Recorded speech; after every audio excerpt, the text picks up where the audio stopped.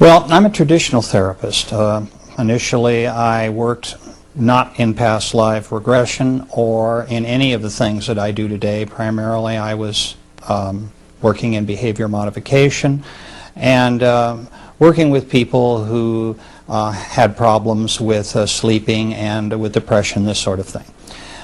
In time, people would come to me and ask, well, since you are working in hypnosis, is it possible that you could take me into a past life? And I was very imperious in those days. I said, no, I don't do those kinds of things. I'm terribly sorry, but I'm very traditional in my academic orientation, and you would have to go to somebody else for that kind of thing. So what happened to me was that after a number of years passed, I had a client who came complaining of a pain in his side. He told me that he'd been to many medical doctors, had x-rays, and was told that it was all psychosomatic. It was in his mind, and that if he just forgot about it, it would go away.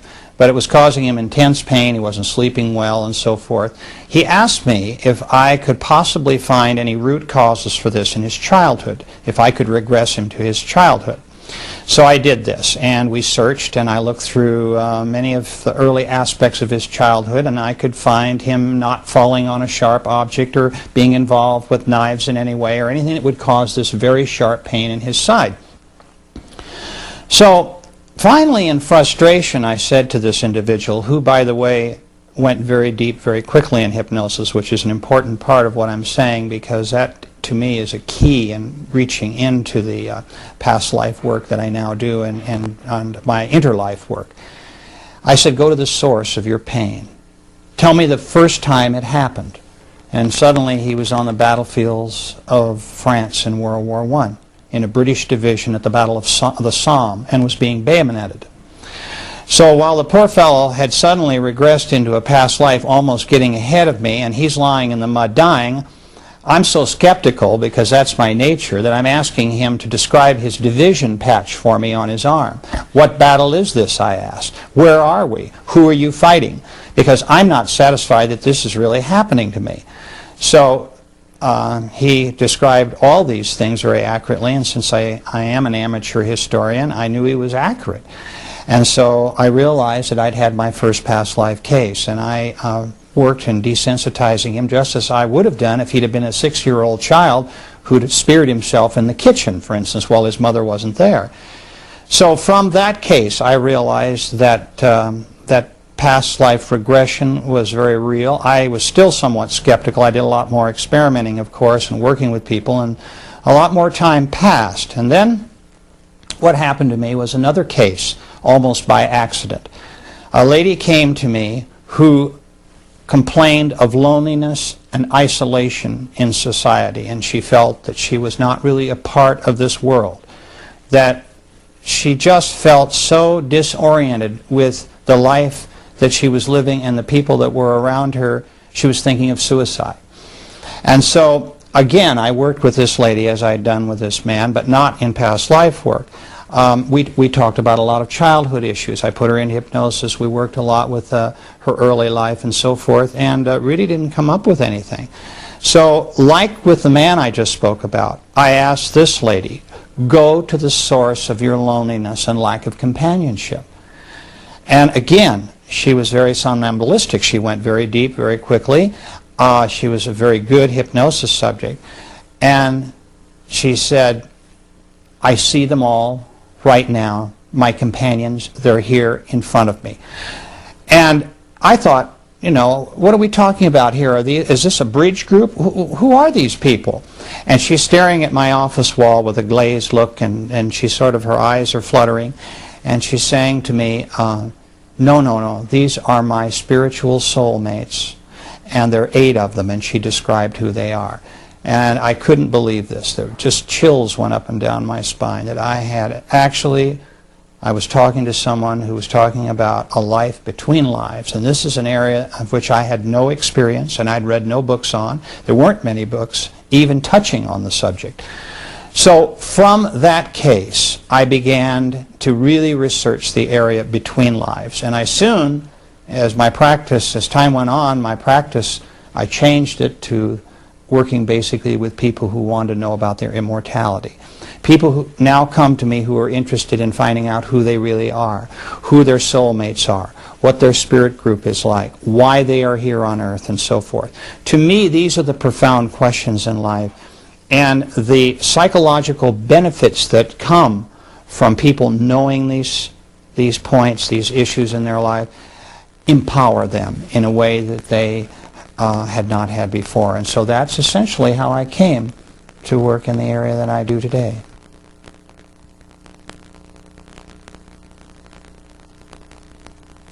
You've got two types of people: those that understand hypnosis and the power of hypnosis and realize that it's for real. The AMA, I might add, has accepted hypnosis as a medical tool since 1958, which is rather late considering how long it's been around.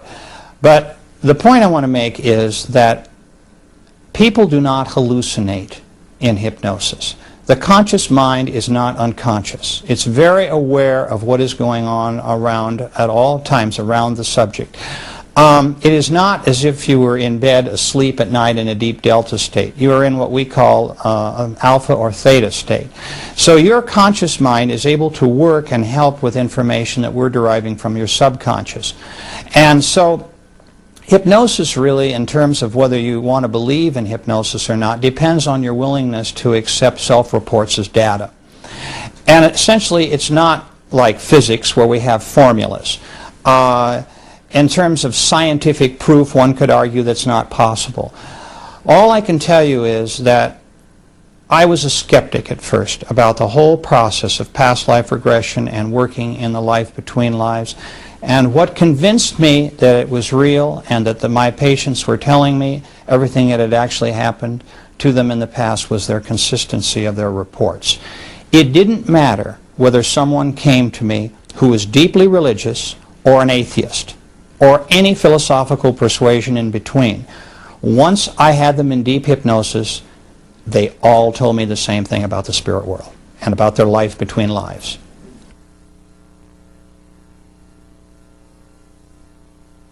At the moment of death, you rise above your body and you look back at it. Now, there have been a lot of near-death experience reports. There have been books written about near-death experiences, and certainly people who have gone through this have appeared on television and radio and have described to the public in many forums how they felt and what they experienced. But you have to keep in mind that in a near-death experience, we're talking about someone who is clinically dead only for a few minutes, so they wouldn't be around to tell what they experienced. In my case, I have a client in hypnosis for some 3 hours, questioning him about these things. They're also in a relaxed state. They're not undergoing any body trauma. So they're able to tell me in a very clear and forthright way everything that happened to them. Now, let me explain that there are two types of souls. There are the more advanced type and there are the beginner type souls. So really a few more types, but I'll just talk about these essentially. The beginner soul, that is the person who has not lived all that many lives, sometimes has difficulty separating from their body. And not that they're not released at the moment of death, but they hang around. They want to go to their funerals, and we're so vain. You know, these people will describe how they want to find out who's coming to their funeral, who's bringing flowers, how much respect is their body being shown, you know, being cremated or being put into the ground or what have you. So you have that type of soul who's not really ready to leave Earth's astral plane immediately because they're a little disoriented, and also they're kind of reluctant to leave this life in which they've, you know, had so much enjoyment. Then you have the second major type, which are those souls who have been around a long time and they're very experienced. They usually leave very quickly. And so both types, when they look back at their bodies, I want to tell you that there is something that's uppermost on their mind, and that is to comfort the loved ones that are left behind. All souls will try to reach out and comfort those who are mourning their deaths. They will try to reach into their minds and soothe them in various ways and give them through thought, powerful thought messages, the understanding that they're still alive. Sometimes it's hard because, of course, when we're undergoing this kind of grief, you can imagine that we're so overcome with grief that we might shut down in terms of these messages. So these souls might not be able to reach their loved ones for perhaps days or weeks or months later. But that is the intent, to make them feel comfortable. Then, as they pull away, souls describe bright lights and tunnels, the same as the folks that tell us who have had near-death experiences that they have seen. Now, let me explain something I think is really important. We've heard a lot about people seeing religious figures who have undergone near-death experience. I find no case in all of the cases that I've had over all of the years that I've been working with people through their death experiences who have ever seen a religious figure. What they see are their spiritual guides.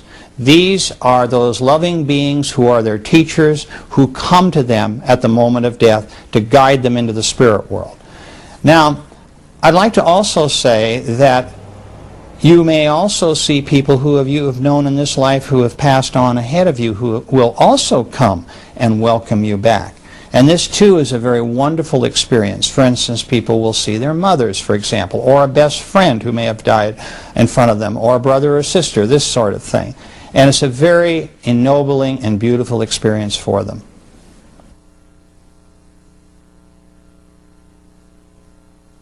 When a person who has just died sees their spirit guide or friends and relatives who they've known before, or soulmates, they usually see a projection of a face that is familiar to them. They may take the face of people that they have been in the life that is familiar to the person who has just died, or a face that they particularly like that that person who has just died knows how to identify them from. And so you have a number of different faces. People will describe them as looking like ghosts as they come towards us, and maybe this is where some of our mythology about ghosts comes from. Oftentimes they don't see anything below the waist. Essentially they see a light form coming, misty if you will, a pinpoint of light in the beginning, and then a misty shape, a ghost-like shape, and then when they get close they can make out, you know, features that are projected to them by the being that is coming towards them for recognition.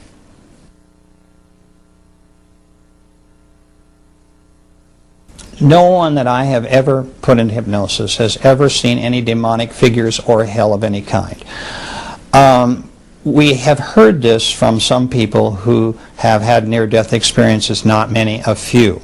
My feeling of that is that those folks who claim that they could hear screaming, demons dragging them before a tribunal of some kind for a judgment and so forth, and all these things that are very religious in overtones in terms of fostering fear, are simply not in the minds of my clients. When someone with a near-death experience says that they thought that's what they experienced, my feeling is that their conscious mind is coming into this in terms of preconditioning, because remember, these people are not in hypnosis. They've just been hit by a car, or they're on an operating table bleeding to death. There's all sorts of things going on in their physical bodies in the case of trauma.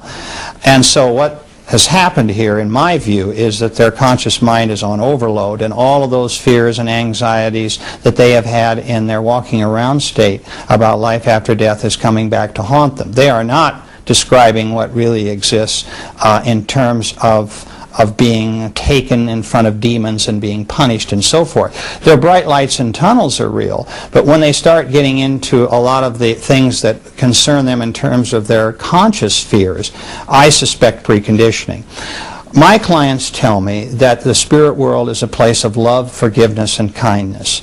That regardless of what they have done on earth in terms of wrongdoing, if we could use evil and wrongdoing here as perhaps the reasons why someone might be sent into an area that maybe looks like hell, this just doesn't happen according to my clients. They are taken, in fact, to an area of isolation where they are given orientation sessions in terms of what it is that they did and why they did it. There's some energy reshaping going on. I explain in the book, Journey of Souls, about this process. And I just would like to say that these people, generally who have committed evil, will probably, of their own volition, come back as victims in their next lives. They will volunteer for those assignments. So, no, the spirit world is not a place of terror and fear.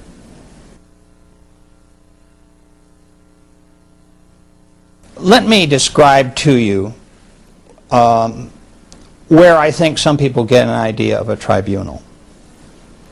And this might be filtering down through their subconscious mind. We do go before a council of what I call elders, wise beings. They've been called the old ones, the sacred ones. There's lots of different names. These are very advanced beings who review the life just lived. Our guides do this. Our guides do this when we first cross over. They talk to us in the privacy of a very quiet setting. And so we can kind of unwind and get re-energized. And then we usually go into our home, if you will, our place in the spirit world where we belong.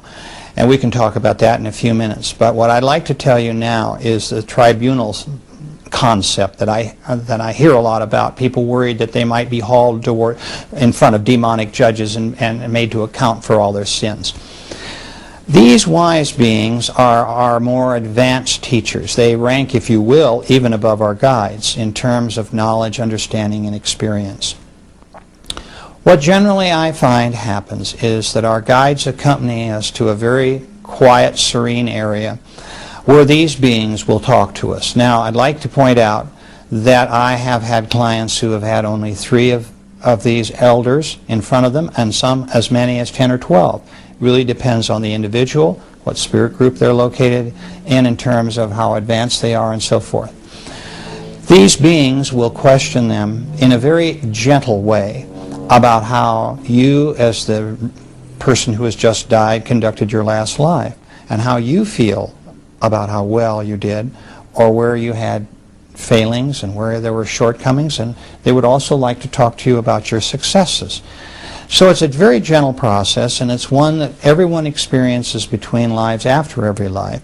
And sometimes people will go before them again before their next life in order to review the life to come. But essentially what they are very wise, understanding beings who will really review with us where we made our mistakes and how we can do better in our next life. This idea of very old souls and very young souls can be confusing. And let me explain why. You might be an old soul in the sense that you've been around since the Stone Age, but you might not have learned your lessons very well or very quickly. So you might be maybe going from a beginner to an intermediate as opposed to a more advanced soul, simply because you need more time and more lives to do the work that you need to do. I've had other people who have had souls that have progressed very rapidly. I had one lady who in 4,000 years of incarnations on Earth, which is not a long time, moved from the beginner level up to almost intermediate, which is very, very fast. So the reason that I can tell this is by the auras they project in the spirit world, and usually these colors have really no relation to the auras that people who have that ability on Earth can see around us. And from the colors of their energy, I can determine the advancement of the soul. This took a long, long time to discover this and all the other things that we're talking about today. I had to piece together this puzzle. It did not all come to me in a rush with that lady I spoke about earlier, who was my first case in Life Between Lives. I had to work very hard, because people don't volunteer information, in order to get the information that I have written about. It took many, many years. And I'd just like to say, too, that I tried to keep my work unbiased. And when I talk to you about people like guides and the council and so forth, I ask people, what do you see? Not, do you see so-and-so? So that regardless of how many cases have gone before the client I'm working with now, the material seems fresh to them. I ask open-ended questions so that they will come to me with the answers that they're going to frame in their own minds. And one of them is, as I said, that's a very important one, is what we've just talked about, is their counsel, because they really do want to talk to me about these beings and what they mean to them.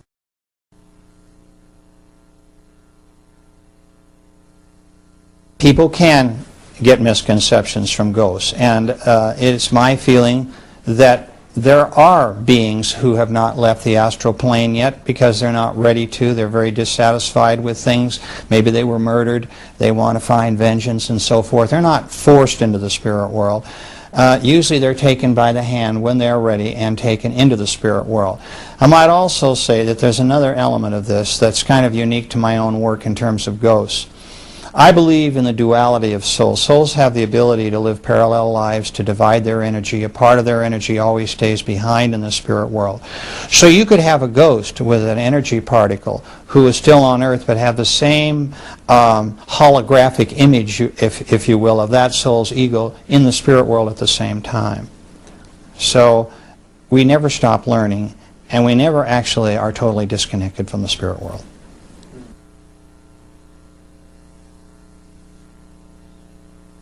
Soul groups are one of the most interesting aspects of my work. The reason for this is that people who I take into their soul group are able to tell me their level of advancement based on how the others are doing in their group as well as themselves. This gives me a much broader perspective as to where this individual is in terms of development. There are in every soul group a variety of personalities. You have courageous souls, you have meek souls, you have passive souls, you have souls who are very unselfish, those that are a bit more self-centered. You have souls that are quiet and contemplative, and those that are jokesters. So from that information, I'm able to determine psychologically a lot about the type of group that my client comes from and what I might be able to do to help them in terms of their life lessons and purpose. But it's fascinating too from another standpoint, because we don't all progress in the same, at the same speed, in the same way, in the same areas. I like to point out that I had one man that took him between 4,000 and 5,000 years to conquer jealousy. He is not a jealous person in this life. He's intolerant as hell, and that's what he's working on now, but he's not jealous. And so that was his particular difficult hurdle to get over. And yet there are people in his soul group that were always very tolerant, and they have tried to help him between lives. So this is what I mean about rates of progression. And yet I find that the whole soul group pretty generally belongs in a certain niche as far as development, and they're all going to kind of move forward together. Some a little faster than others, others will be a little slower, but essentially they're all at about the same level. Essentially, in the beginning of our many, many existences, it's about learning lessons. It's about improving, understanding where we are in terms of our development and where we need to go. And the reason that that's such an important question is that many, many people that I work with incarnate on other worlds and are in other dimensions besides Earth. Earth has a particular difficulty in that we have amnesia. Our human minds set up an amnesic block when we come into this world so that we, in fact, don't have any knowledge that we can recall readily about the spirit world or our spirit guides. Interestingly enough, it's not so true with young children. You see a little boy or girl playing in a sandbox, 1 year old, 2 years old, and they're having these imaginary playmates, which may not be so imaginary. But by the time they're in the first grade in school, we've pretty much knocked all that out of them, and so, you know, that amnesic block is pretty much set, and so they don't remember themselves as spirits, and they don't remember their friends in the spirit world as spirits. But what's interesting is that it is a planet, Earth is, of self-discovery. The idea is that by not knowing the answers to the test questions before you come in, you solve these problems yourself in your own way, in your own time, and in your own environment, and in your own body. Not to say that we don't have genetic problems. There are those who select bodies who do have problems with aggressive behavior. Maybe they have a chemical imbalance that causes other behavioral problems that they need to overcome in order to achieve the lessons for which they came through to accomplish on Earth. And I'd like to point out that it's by design. Everyone in every body has selected that body. They knew in advance what the body was going to be like to a certain extent. and they chose that body with the help of their guides in order to achieve certain lessons. But these same folks can also incarnate on other planets where there is no amnesia. They can be flying creatures. They could be undersea creatures who are very intelligent. They could be interdimensional shadows. They can be flames. They can be water or gas-like creatures. There are all different ways in which we can progress and learn and understand about who we really are and the power of our energy. Earth is only one school.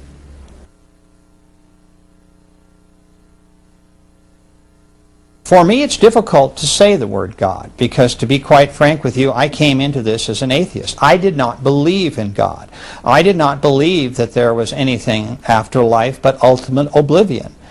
And my clients kind of brought me to this kicking and screaming, brought me to the party. And it was only after years of work with them and the consistency of the reports and knowing what I do about hypnosis and doing the work and research myself that has finally brought me to the point today where I can say that I believe in a power greater than myself, a source for all life and all intelligence. So the concept of all this incarnation is to arrive at that state of perfection where we can rejoin, if you will, that source from whence we came.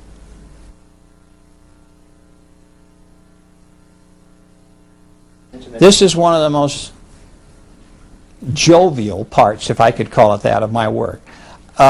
Some people think that I spend a little too much time with this and make too light of it. I believe that it's important that everybody know that the spirit world is a place of humor and fun.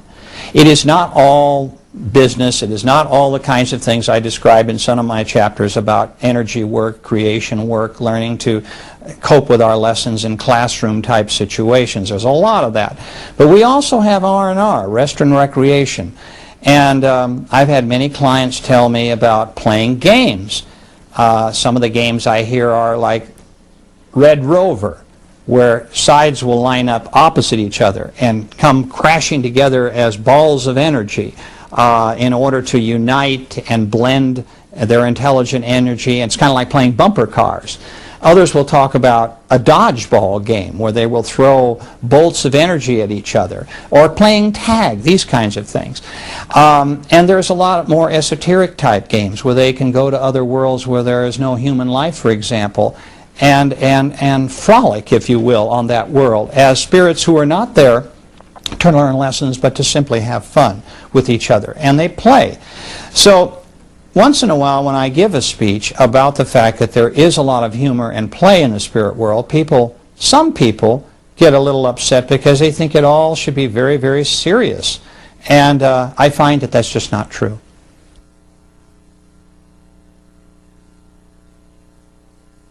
What is interesting about talking to people who have incarnated on other worlds is that there is a similarity here. Now, it may be that those people who come to Earth also like to go to certain other worlds because what it is that appeals to them about Earth may also be appealing in terms of another kind of environment that's rather similar. For instance, when I'm talking to large audiences, I ask in the audience how many people in this audience have had dreams where they could fly. Usually 75% of them will raise their hand. Then I will say, how many of you have had dreams where you can swim underwater and breathe, and that you're a very intelligent life form? About half will do that. Then I really narrow the field down. I will ask how many have been giants in their dreams, where everything else is smaller than they are. Only a few hands. And then I might ask how many have been really tiny, tiny beings where everything else is larger than you are, and just one or two out of a group of 100 or 200 people. And what this indicates is, and our dreams do tell us an awful lot about our former experiences, is that many people who incarnate on Earth also incarnate on flying and water worlds. And so I've had a number of clients that have talked to me about being flying creatures, highly intelligent flying creatures, on other worlds and what those worlds were like, and the same for water and how they can swim deep into an ocean kind of atmosphere, and how there's cities under the ocean, and they look like not whales or dolphins so much, although there's some of that, but creatures that are so strange that we see them only in mythology. which, by the way, is another interesting area for me because I think a lot of our mythology may well come from these early memories. So I must tell you that there are clients who have had no other incarnating experiences except on Earth, but also many that have had off-world experiences as well.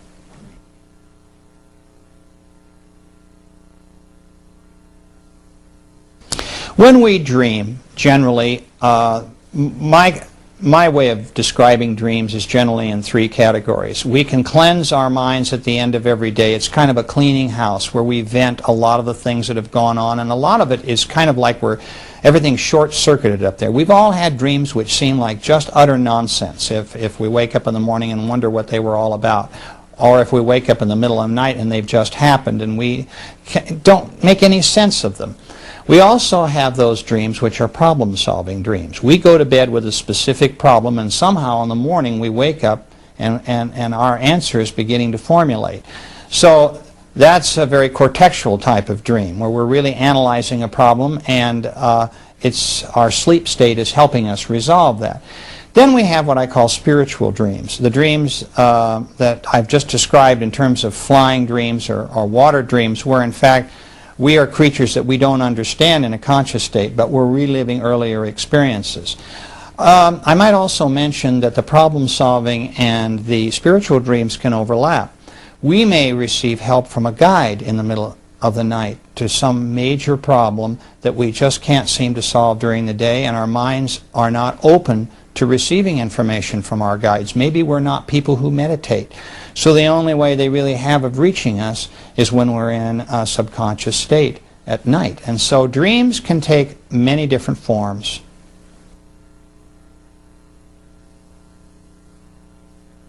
Future lives is an area that I do get into occasionally. Some of my colleagues enjoy working a lot with progression. That's the difference. It's progression instead of regression. And I've heard some interesting, I've had people who have been on starships because they're seeing into the future. A lot of times, though, I don't like working in the future, even when a client is able to talk to me a little about it, because of the fact that I think from a karmic lesson standpoint, it's better that they not know what's coming up. I feel, again, a lot of importance really comes by our discovering and problem solving when the issue is right in front of us. So I'm a little hesitant to spend too much time with that, although I've had many clients who've talked to me, for instance, about the 21st, 22nd century, how overcrowded the next century is going to be on Earth, and how there's going to be a lot of air pollution, and how it's not going to be real easy living around here. In fact, it's made my wife and I come to the conclusion I think we'll wait a century before we reincarnate together again. But I must tell you, too, that the fact of time often comes into this. People who ask me questions about whether it's possible to see into the future are suddenly confronted by this business of time, the past, present, and future all being capsulized into one action. And this is confusing for them. It doesn't bother them so much when we talk about past lives and our current life. But when we get into the future, they begin to see that in fact all time there's not an absolute to time. It's not a chronology like it is on Earth. But in fact, when we are in the spirit world, we're able to see into the future as well as the past. If we were not able to do this, we would not be able to select our bodies and to know a little bit about what's going to happen to us so that we in fact can make the determination that this body is going to be right for us. So as of necessity, people have to come to this philosophic concept that in fact past, present, and future is all relative. There's been a lot of work done in recent years by people who are very scientifically oriented on this. A whole new field of quantum mechanics where they believe that everything is electromagnetic light, energy, and that time is essentially motion and not chronology, has come into play, where people have had, I think, a greater understanding as quite possible that there is no real relevance to past, present, and future as far as chronology on Earth. It's difficult for us to accept this because we see the sun come up in the morning, go down at night, there's night and day, we age, We see everything changing around us. So for us, it's chronology. Time is very important as an absolute, but it's not true in the spirit world.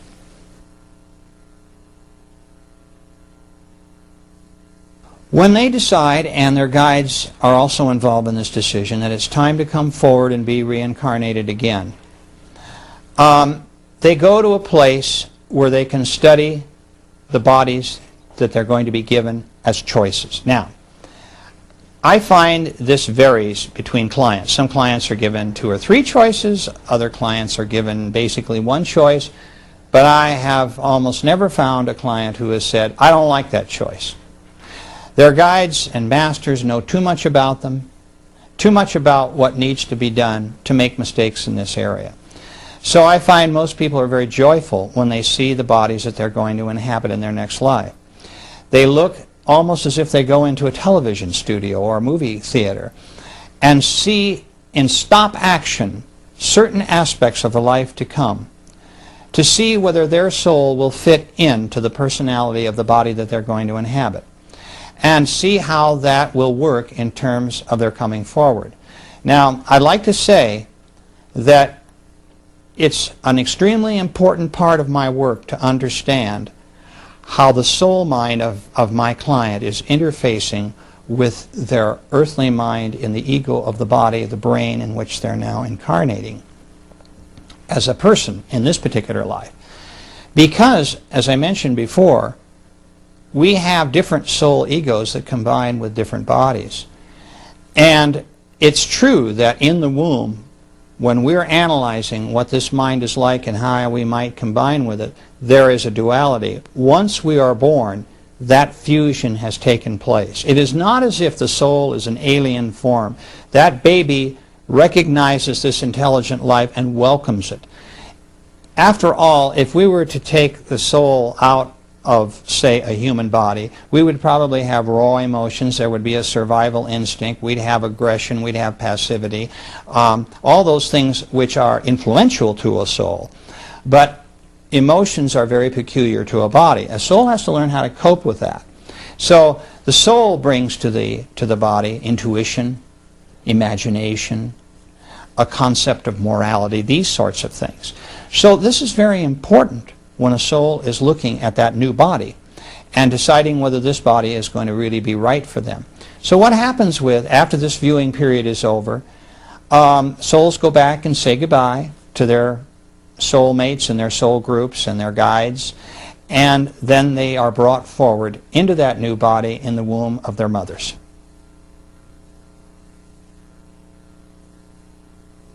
My clients describe death as something that is very, very beautiful for them.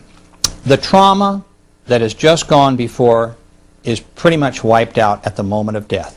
They rise out of their bodies, they realize that they're an immortal being.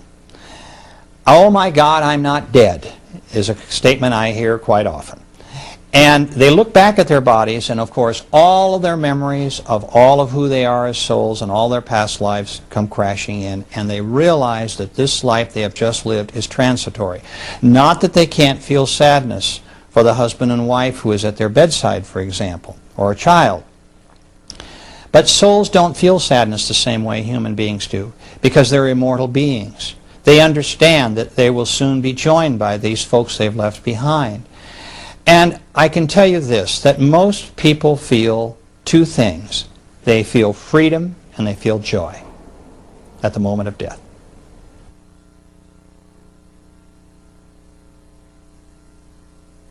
The disturbed souls are those that may have been murdered, for example, or may have lived very, very traumatic lives. They're very unhappy. The soul, if you will, has been contaminated by the human body through all sorts of genetic, influences and environmental influences that has caused a very difficult life. Maybe also it's a young soul that has had a hard time coping with the particular difficulties of that mind, where a more advanced soul could get through it. There's all sorts of reasons for souls being disturbed in their bodies, and that's one of the primary ones.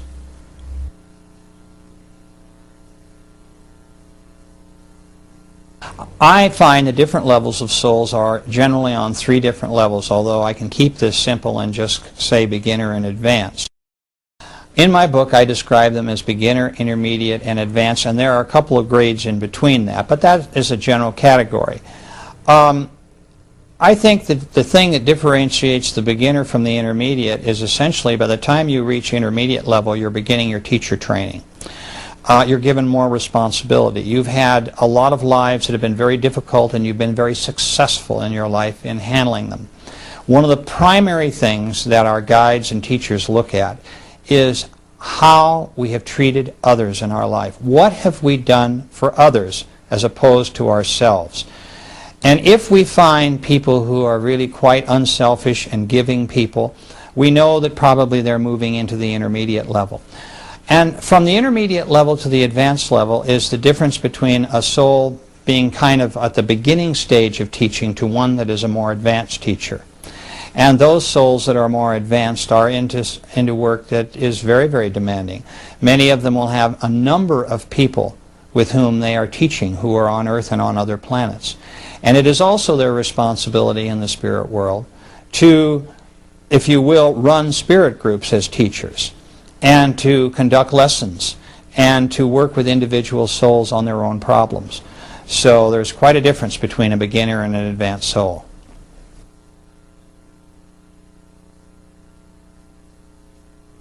Soulmates can be confusing to people. Of course, in the spirit world, I find, and I think I've explained this, that in a soul group we have many soulmates. Our soul groups may be made up of 4 or 5 different people, or 25 or 30, depending on how quickly we're moving through into the more advanced stages. It could be argued that if your husband or wife is your soulmate, but it could also be argued that your best friend in high school is your soulmate, or your business partner, or whatever. And it may well be true that they are all soulmates and all come from your spirit group. For me, the most intense soulmate relationship is that being with whom we like to reincarnate in terms of a spouse, someone with whom we've been mated in many, many lives, and we often have changed genders. We've been in the male in one life and then a female in another. So this is another measure of the advancement of the soul, because I find too that if souls incarnate mostly as males or mostly as females, they haven't yet reached that intermediate level where they can interchange with ease. So soulmates are a very, very important aspect of our lives, and sometimes we learn our greatest lessons with our soulmates.